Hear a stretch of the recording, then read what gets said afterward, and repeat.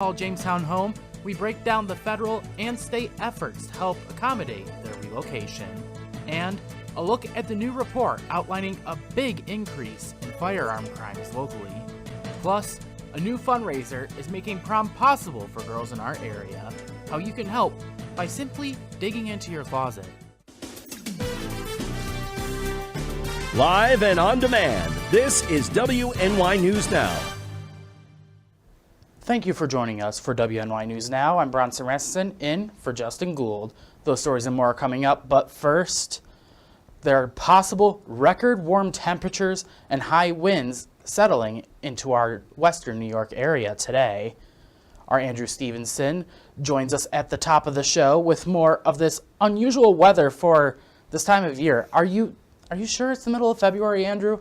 Did I sleep for too long? Hibernate, maybe? The calendar says February 15th, but if you go outside, it probably feels like the middle of May out there. Actually, you can see how windy it is. You can see the Warren Sky camera shaking in the wind out there, and we do have a wind advisory in effect for Chautauqua and southern Erie County until 7 p.m.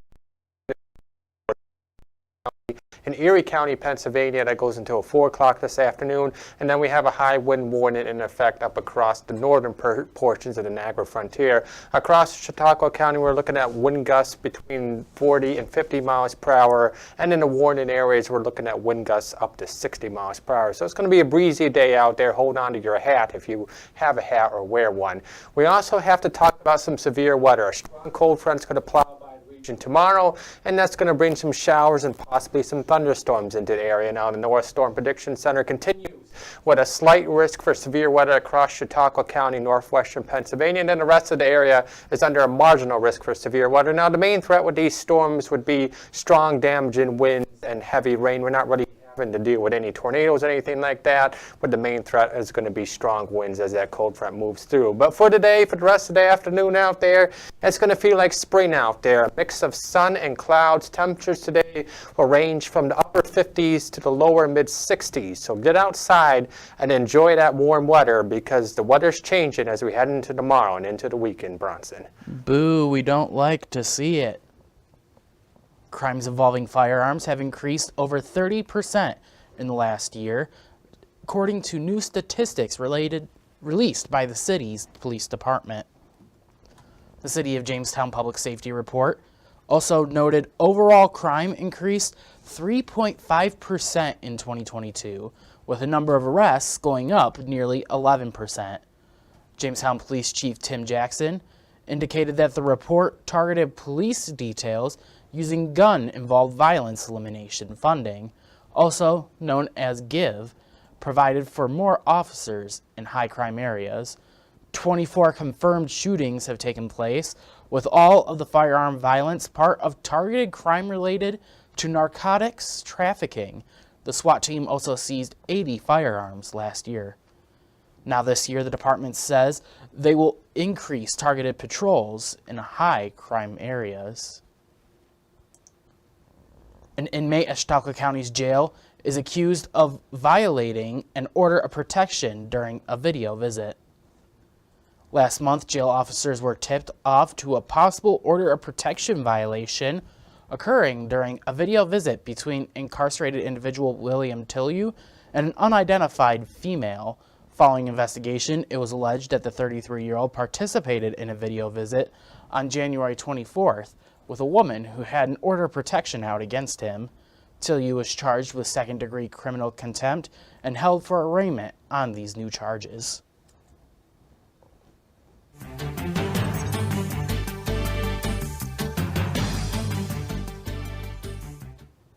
An influx of Colombian migrants have been seeking refuge in the city of Jamestown for the past month. Now, federal and state resources are on the horizon to help.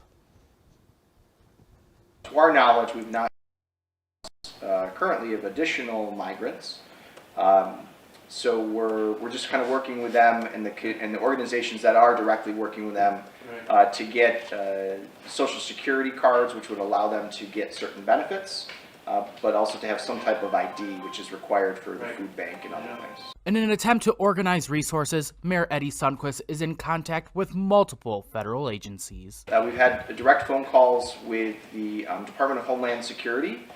We've been working with the White House Intergovernmental Affairs Office, and we're working with Social Security. On a state level, Governor Kathy Hochul's executive budget includes billions of dollars to help cities like Jamestown prepare for an influx of migrants. In New York City alone, $2 billion has already been allocated. The executive budget includes $5 billion for migrant services, but that obviously will take some time to process through the state budget and then get to where it needs to go.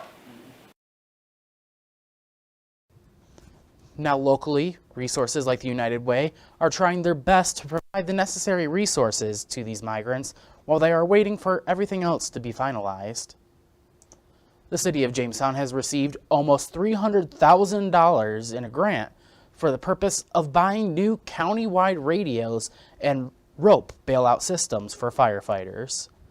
The award, presented by the Federal Emergency Management Agency, or FEMA, will give the city $284,291 to fund the new radios and bailout gear.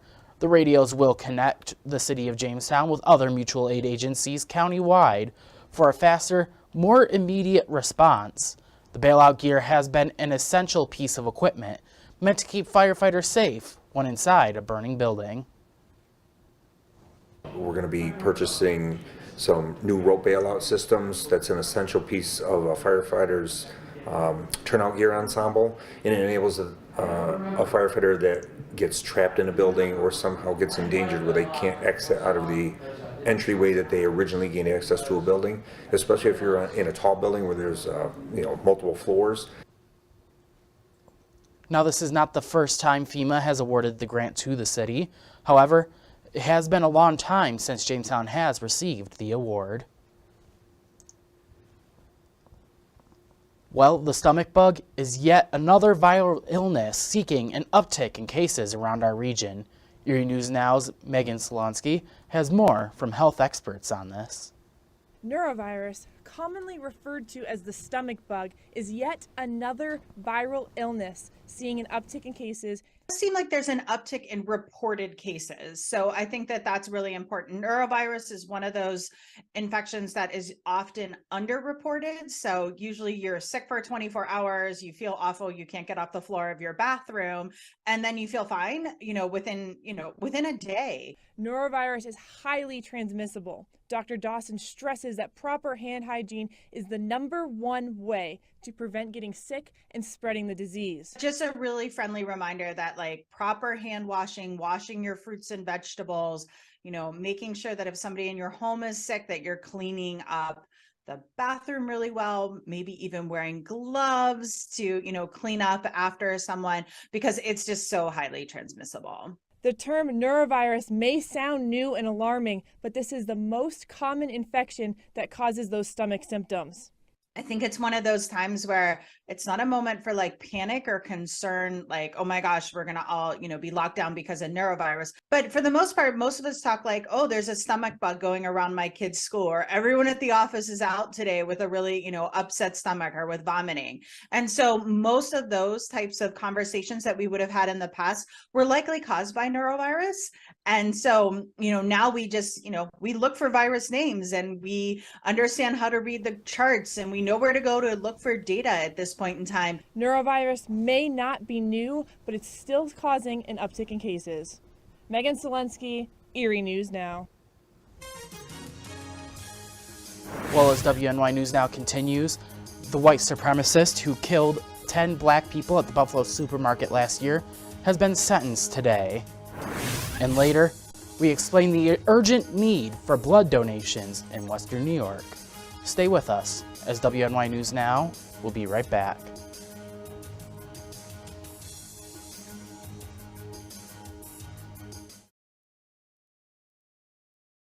With coverage that matters, this is WNY News Now.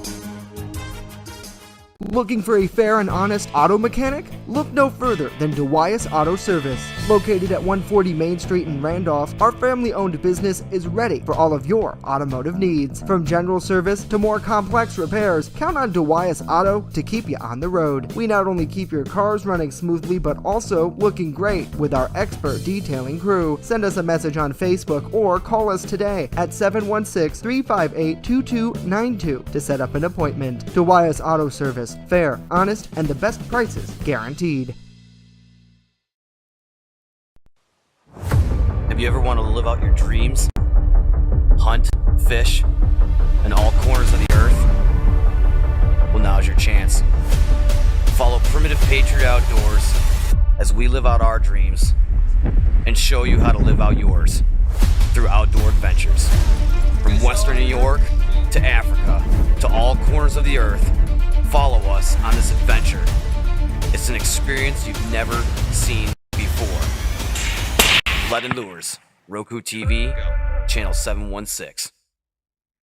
EagleZip.com is your local one-stop shop for all of your home and business computer needs. Located on Fluvanna Avenue Extension, just outside of Jamestown, EagleZip.com sells and services all brands of desktops and laptops, as well as servers and network equipment for your business. All new computer sales include transferring your data from your old computer, plus a 2-year warranty. Call EagleZip.com today. Stop by EagleZip.com today and let us make computers easy for you.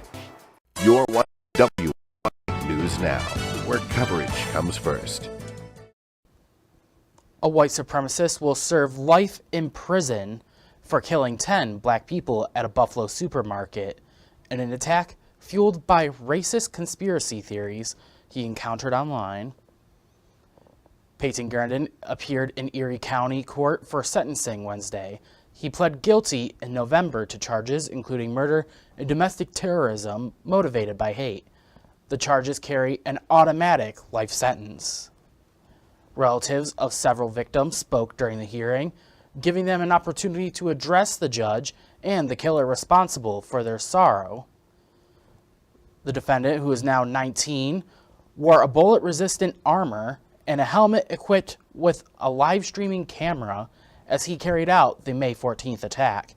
He killed his victims with a semi-automatic rifle purchased legally, but then modified so he could load it with high-capacity ammunition magazines that are illegal in New York State.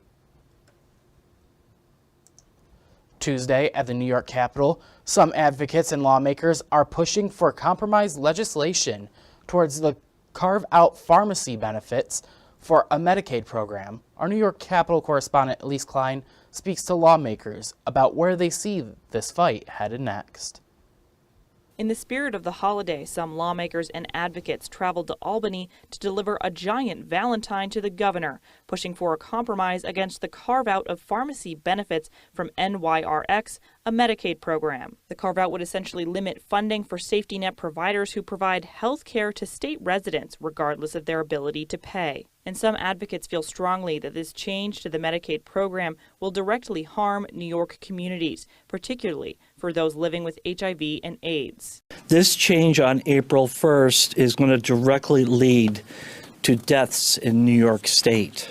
The carve-out originated in the legislature's 2020 state budget and essentially transitions enrolled Medicaid members from Medicaid manager care plans to fee-for-service programs. The 2020 proposal delayed implementation for 2 years. It expires this upcoming April. Senator Gustavo Rivera says this change to the Medicaid program was proposed originally in an effort to try and save the state money, but many New Yorkers could suffer because of it. The impact that it would have on the providers who use this program as a way to save money and, more importantly, invest those savings into the lives of vulnerable populations. While other lawmakers say this change is an effort to try and increase transparency. This is an attempt to really restart the conversation to make sure that every individual, regardless of what disease they may or may not have, is all treated fairly and equitably, and at the same token, driving the resources, saving the resources so the state can reinvest it in these safety net providers. In Albany, Elise Klein, WNY News Now. Elise, thank you. Continuing coverage on this, New York State Republican leaders revealed a plan this week to create a more affordable New York in response to what they call a fiscally irresponsible state budget proposal by Governor Kathy Hochul and the Democratic legislator. Our Julia Gress has more. Senator George Borrello, along with his Republican colleagues, say that they have solutions to make New York State a more affordable place to live. Our colleagues across the aisle last year, when they were voting themselves a raise, said we have to increase the pay because the state's not affordable. And apparently they forgot that they are a part of the reason why New York State is so unaffordable. Under the A More Affordable New York initiative, Republicans say they will eliminate costly, unfunded mandates that drive up local property taxes, repealing congestion pricing, and providing relief from heating costs geared towards the middle class.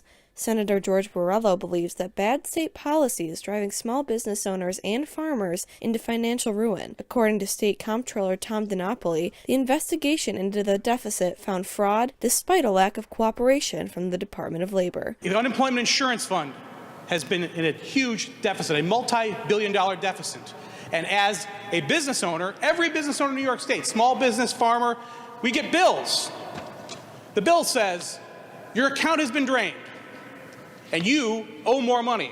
And they send us a bill, and another bill, and another bill. All these bills to cover bad policy out of Albany. That's what all these bills are. The Republicans say they have a plan to fix this issue and hopefully the state. Julia Gress, WNY News Now. The state budget must be approved by April 1st. According to the Community Blood Bank of Northwest PA and Western New York, there's immediate need for type O donors. The blood bank said our region has an urgent need of the blood because of a recent trauma that had a significant impact on available inventory. During the month of February, all donors who donate blood at the Community Blood Bank will receive an entry for a chance to win an all-expense-paid cruise. To schedule an appointment, call 814-456-4206. Appointments are not required, but are encouraged to reduce what time. While coming up, an update on the Ohio train derailment investigation as worries about toxic chemicals make headlines. And later, we tell you about the just underway fundraiser collecting dresses to make this year's prom possible for girls in Jamestown. But first, we return with a full look at our full weather forecast when WNY News Now returns.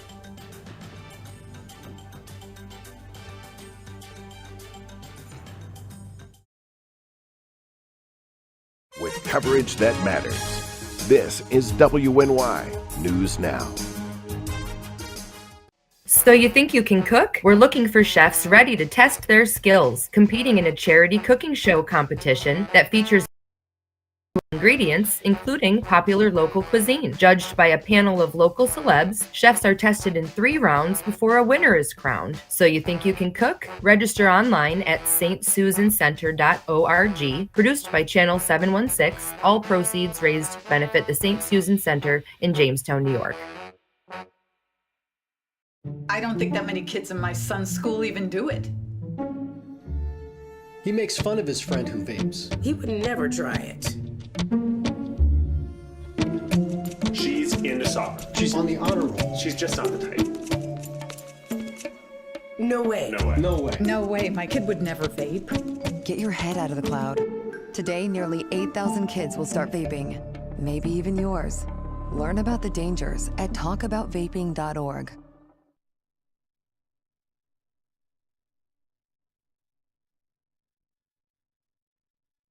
WNY News Now is covering stories that matter to you. There are 2 silver linings here. One, that no injuries were reported, and 2, they were able to contain the fire from spreading further.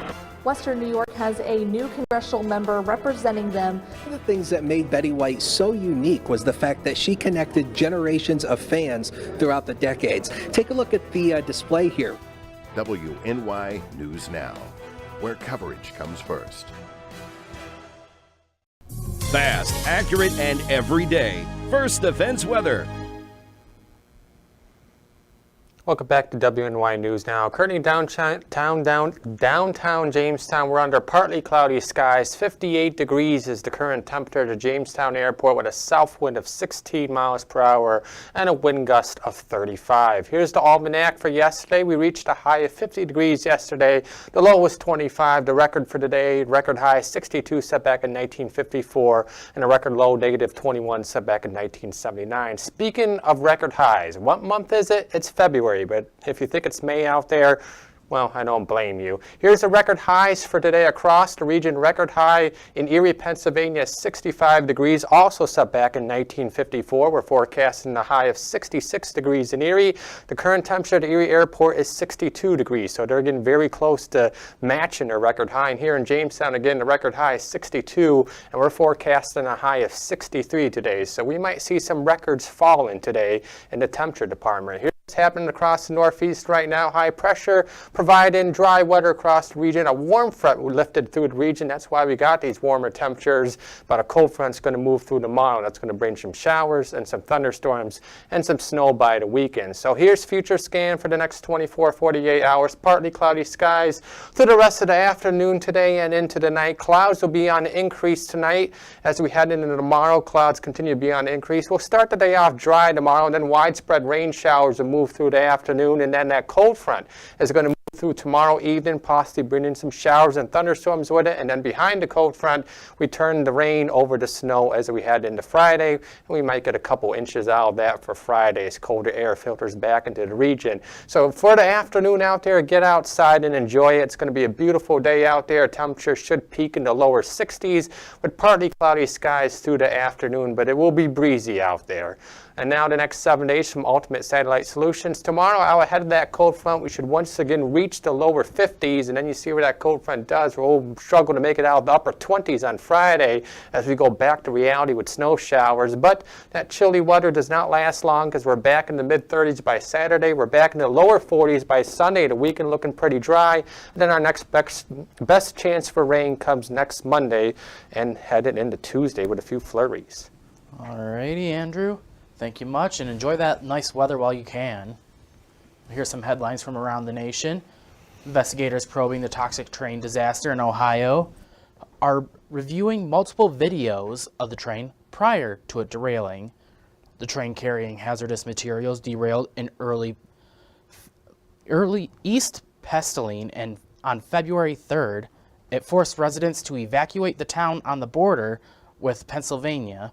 The National Transportation Safety Board says one video they're reviewing shows what appears to be a wheel bearing in the final stage of overheat failure moments before the derailment. The wheel set will undergo an examination as part of the overall investigation. Investigators have not yet determined what they believe to be the cause of the disaster. Such a determination typically takes many months. Well, new economic data for the month of January reveals the cost of most consumer goods rose for the month. But despite the increase, annual inflation continues to decline. Mike Valero details how sky-high prices continue to break household budgets. Consumer prices in January continued to decline on a year-over-year basis, but inflation edged higher for the month, up 0.5% from December, according to data released Tuesday by the U.S. Bureau of Labor Statistics. The critical thing is down, but not down nearly as much as we expected, and not down nearly as much as you would hope if you were, as the Fed is, currently trying to get inflation back towards some kind of normal. The increase largely due to rising shelter costs, which accounted for nearly half the surge. Other key household budget items like food, gasoline, and natural gas also got more expensive in January, along with pricier motor vehicle insurance, recreation, apparel, and home furnishings. There were a few bright spots, though. Prices for used cars, medical care, and airline fares all falling from December. The new report comes on the heels of an unexpectedly strong January jobs report that saw a gain of more than 500,000 jobs. High inflation and a strong jobs market painting a confusing picture for economists. We were heading in a high inflationary environment, and the probability for recession was significantly higher. Now that's completely been turned upside down. Efforts by the Fed to ease inflation have yet to materialize in the economy, experts say, and more interest rate hikes are likely on the way. We're just not seeing the cracking in the economy that people had anticipated at this stage, and I think it remains to be seen when that will show up. I'm Mike Valerio reporting. The head of the Federal Aviation Administration has ordered a sweeping review of the agency. Acting FAA Administrator Billy Nolan wrote in a memo they are expressing the safest period in aviation history, but they can't take that for granted, however. He said recent events are a reminder they must not become complacent.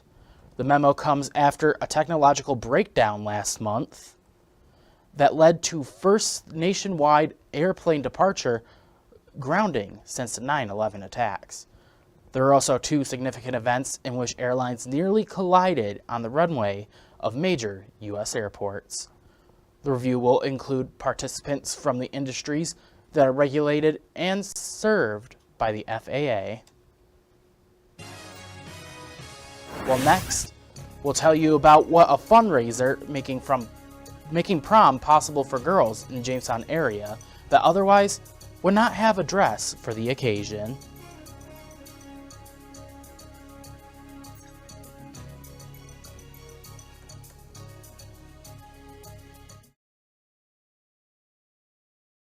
You're watching WNY News Now, where coverage comes first. Have you ever wanted to live out your dreams? Hunt, fish, in all corners of the earth? Well, now's your chance. Follow Primitive Patriot Outdoors as we live out our dreams and show you how to live out yours through outdoor adventures.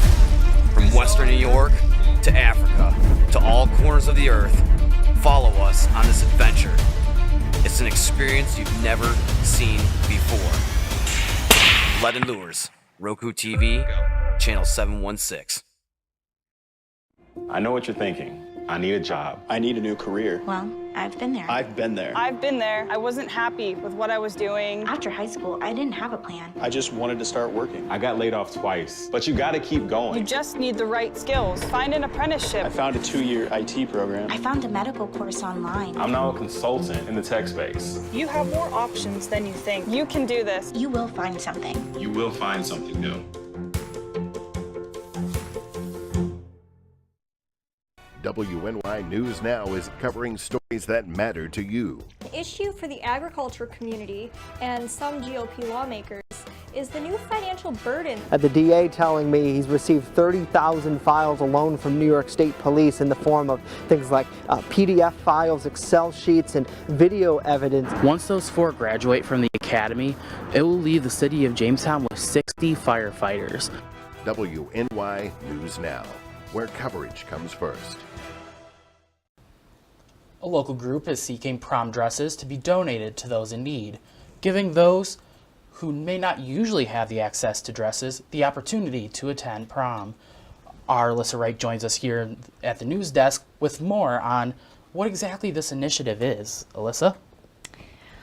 Arise Chautauqua, a local nonprofit organization that's dedicated to empowering young women, has joined forces with Collaborative Children's Solutions in hope of collecting an abundance of dresses, shoes, and accessories to give away at no cost to those who are in need.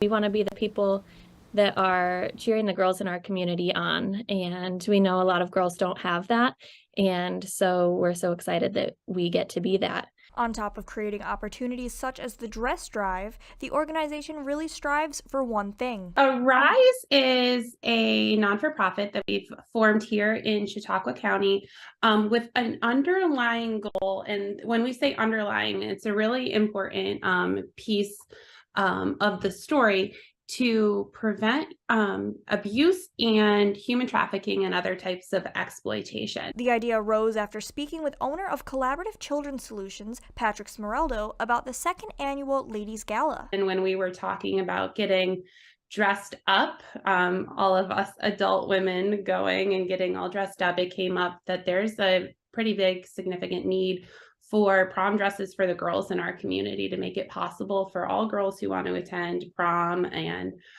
to go, because they have access to dresses and shoes and accessories and all of those kind of things. Collection efforts started February 1st and will continue until April 1st. Donations for dresses, accessories, shoes are being collected at all of the Northwest Bank locations in the Jamestown area. Once donations have been collected, Arise Chautauqua and Collaborative Children's Solutions will be distributing the dresses at the Northwest Ice Arena on April 22nd, starting at 11 a.m., and they'll run until 1 p.m. All right, Alyssa, thank you much. Wish we could talk about this. I know how much you're for it all. I'm so excited. But that's all the time that we have for today, and we'll leave you with this